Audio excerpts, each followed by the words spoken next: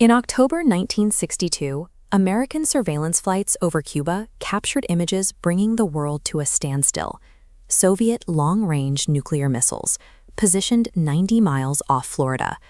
For 13 days, military commanders readied their bombers. Submarines armed with nuclear torpedoes patrolled the Atlantic, and political leaders raced against a countdown to total global war. Yet, the missiles never launched. Two rival empires built the capacity to destroy human civilization several times over, pushed each other to the absolute edge of Armageddon, and then backed away, without ever fighting a direct battle. The origins of that standoff track back to July 1945, in the Berlin suburb of Potsdam.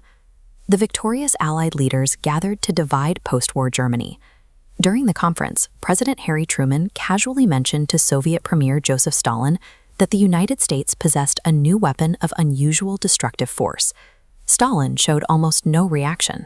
Soviet espionage networks deeply embedded in the Manhattan Project had already informed him about the atomic bomb. The end of the Second World War emptied the globe of its traditional powers. In their place stood a vast geopolitical vacuum. The United States held an intact, booming economy and a monopoly on nuclear weapons, while the Soviet Red Army occupied an immense stretch of territory from central Germany to the Pacific Ocean. This map illustrates the physical and ideological division that immediately followed. Recognizing the Soviet intention to maintain control over Eastern Europe, the United States adopted a strategy of containment. As Winston Churchill observed, an iron curtain had descended across the continent. That fracture split ancient capitals and isolated populations.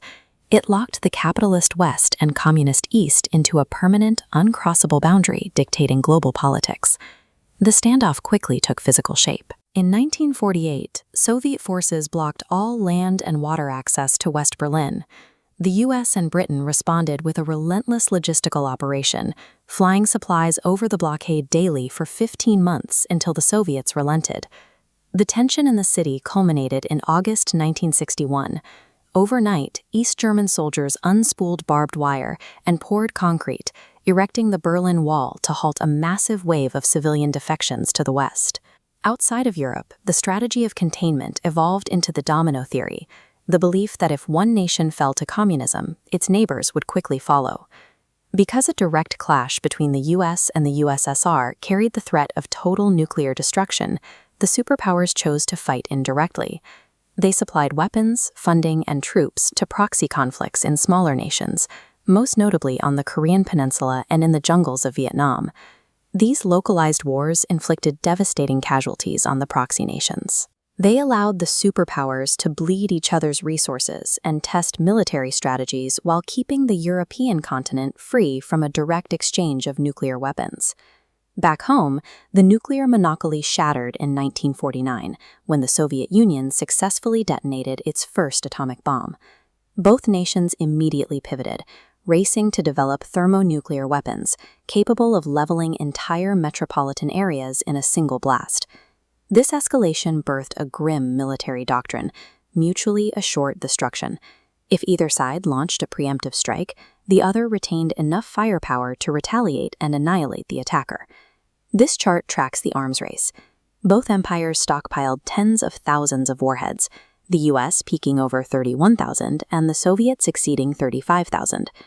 Delivering them became the next obsession, pushing the competition into orbit and turning space exploration into a surrogate battlefield.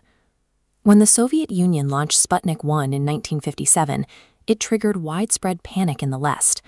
Orbiting a satellite proved the Soviets had the rocket technology to drop a nuclear payload on American soil, sparking fears of a critical missile gap. The logic of the era operated on a severe paradox. The obsessive drive to build enough weapons to end human history ultimately served as the exact mechanism that prevented either side from pressing the button. Beneath the visible arms race, an invisible war played out.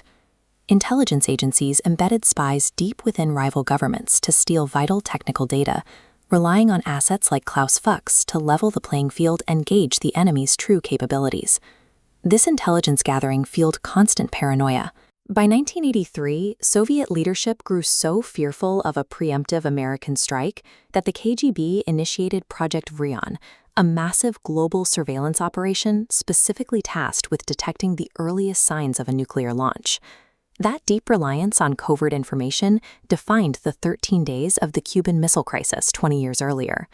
The popular narrative suggests that President Kennedy issued an ultimatum and Premier Khrushchev simply backed down.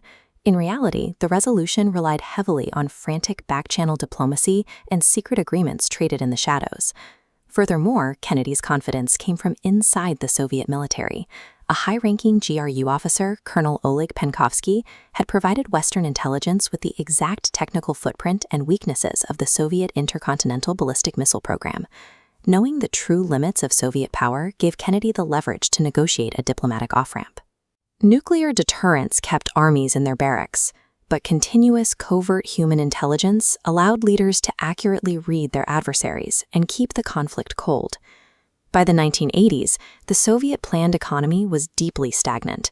When global oil prices crashed to $24 a barrel in 1986, the heavily energy-dependent Soviet system buckled. Mikhail Gorbachev assumed leadership and introduced sweeping political and economic reforms in a desperate attempt to save the structure. Instead, the system unraveled entirely, culminating in a historical accident on November 9, 1989. Following a botched press conference announcing that travel restrictions to the West would be eased immediately, thousands of citizens stormed the border checkpoints. The guards yielded. Crowds poured through and began dismantling the Berlin Wall piece by piece. The political momentum proved unstoppable, and in December 1991, the Belavezha Accords formally dissolved the Soviet Union. A global standoff that defined 4 decades of human history ended entirely through internal economic failure and the unpredictable surge of crowds in the streets, rather than a military conquest. The primary adversaries of the Cold War never exchanged a single bullet on a shared battlefield. Yet, the infrastructure built for that silent war dictates the modern world. The intelligence agencies, the expansion of NATO, and the vast networks of satellites currently orbiting the Earth were all forged in the furnace of superpower competition. The conflict left behind the doctrine of nuclear deterrence and a map still marked by the boundaries of those early alliances. We continue to operate within the exact geopolitical architecture the Cold War built.